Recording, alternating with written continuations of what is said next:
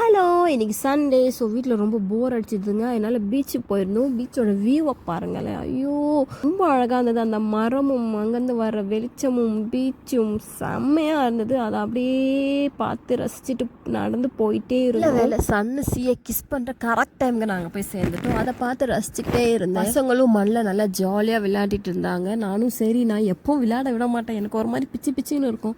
சரி விளையாடட்டோன்னு நானும் விட்டுட்டேன் இந்த வாட்டி. அவங்களுக்கு முன்னாடியே நானும் மண்ணில் உட்காந்துட்டு அவங்கள கண்காணிச்சிட்டே பீச்சை பார்த்து ரசிச்சுட்டு இருந்தேன்.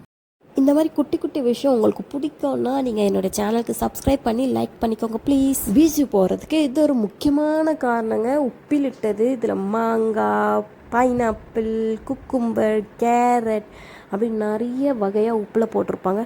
அது ஜாலியாக ஒன்று ஒன்றா வாங்கி சாப்பிட்டுக்கிட்டே அப்படியே பீச்சை பார்த்துட்டுங்க. எப்பவும் போல் இருட்டாச்சு, வீட்டுக்கு கிளம்பிட்டோம்.